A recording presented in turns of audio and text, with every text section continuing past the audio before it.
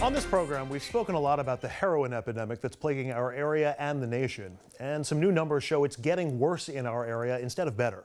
The Centers for Disease Control say 825 people in New York State died from overdoses in 2014. That's the last year that stats were available. And overdose deaths are up 61% in Westchester County over the past decade. They surged 56% across the river in Rockland. A short time ago, our Richard French spoke to a man who's trying to turn those numbers around, Joseph Becerra from the New York State Police Bureau of Criminal Investigations. Before we get into what the reality is out there and what you're seeing, how do we get there? Because I've asked this question before. I'll show my age. When people talked about heroin, you thought about people at the end of the line of drug abuse. I mean, the hardened street junkies here in some back alley in the city. And as we've seen and talked to people, it's in suburbs, it's in rural areas, it's in cities, it's young, old, regardless of color, even economic background. How do we get from where we were, not even a generation ago, to where we are now? Well, the issue with heroin goes back to, like you were just stating, we thought about people back in the 60s and 70s in the back alleys of the Lower East Village, overdosing.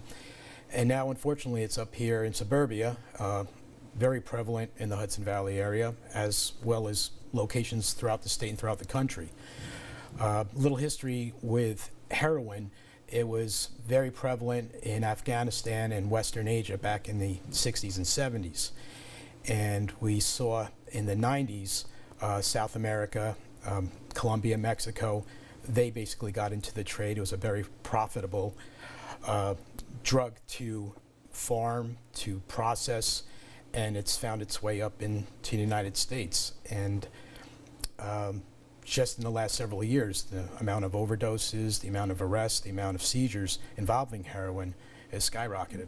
And I'll get into what that looks like in real time, but where's it coming from? When we see stuff in suburban schools and everything else, is there a pipeline that you guys in law enforcement have identified it's coming into here, and from here it's going out? It's coming into the United States from South America and Mexico.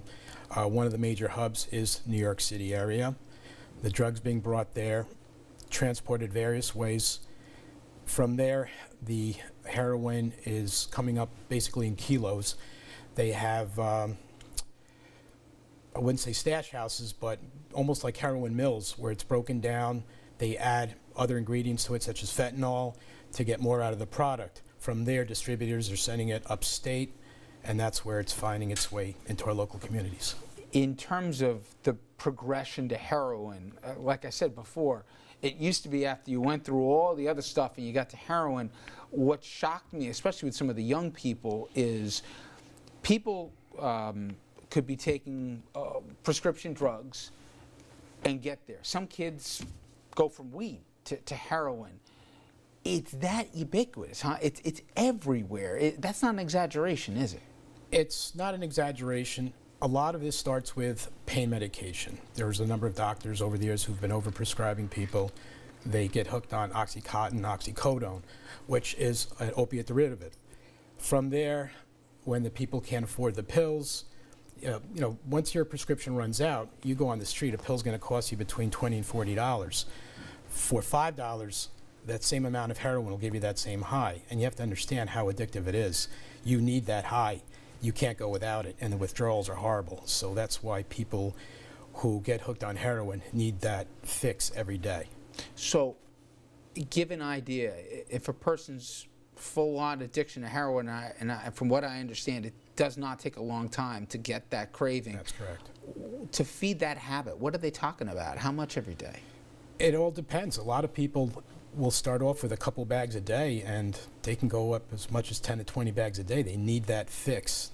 The withdrawal symptoms are supposedly so horrible that your body just can't go without it. How's law enforcement keeping up with this? Because I remember there were debates that have since been, I think, largely resolved about officers carrying Narcan, which basically can revive somebody who's having an overdose right there or a seizure. Then there is debates about our judicial system and about our court system being overwhelmed by this. In some places, we've taken on drug courts. But I got to imagine you put on top of the law enforcement responsibilities, you're now asking cops to be almost drug treatment people, but at the same time EMTs where they're administering life-saving things. You guys must talk, whether it's at the precinct house or with fellow detectives or whatever else, like, my God, did you see what I saw on the street today? You guys must be trading war stories that you never did 5-10 years ago. Well, when a trooper or a local officer goes to a scene where there's a possible overdose, they're going to see the remnants of it, possibly a needle, some white powder. Their foremost priority is reviving that person. The law enforcement aspect is secondary. The most important part of the law enforcement person there is saving that person's life. Now, in terms of how much time that it's beginning to take up of law enforcement just dealing with obviously the sale, but also the abuse of the drug, and then dealing even with overdoses, et cetera.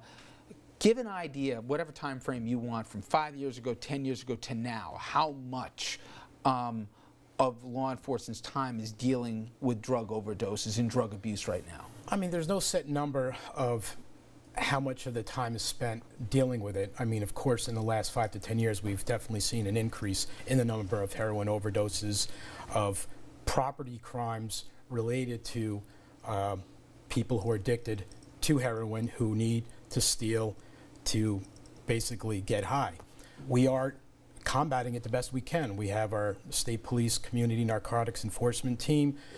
They deal with the high-level, mid-level dealers. They go after the source. We have our troopers doing highway interdiction, stopping vehicles that might be transporting the drugs, community outreach. We're doing everything we possibly can, but we also need the community's help in dealing with this. What's the best way to deal with this? Is it treatment? Is it locking them up? Do we need more in the way of addiction centers to farm these folks out to? Do we need more drug courts? From your perspective, what do we need more of that we just don't have enough of right now? I think priority number one is education. We need the parents to keep an eye on their kids, to watch for any changes in their behavior. Everything you stated, yes, we do need that. But I think priority number one is the community watching out for one another, to see changes in behavior, to see if they're acting differently, if they're stealing, they're not doing their schoolwork. Just there's all different signs you can look for. It's not solely a law enforcement problem. It's something that the whole community needs to get involved in. Now, I know at least what I've noticed, and you're much closer to me, there is a consciousness that people are acknowledging the problem. We saw at times the big story on Staten Island recently. We've talked with communities in the Hudson Valley and different that have been ravaged by this. Law enforcement, Republican, Democrat, it doesn't even matter what party you are, legislators are trying to figure out what to do about this. And I think whenever families are impacted or people that you know are impacted, it's not somebody else's problem, it becomes a community's problem. I don't know what the answers are, but at least the awareness is getting there. But as you said, you can't just pin it all on hoping the school or hoping that the cops see this or whatever.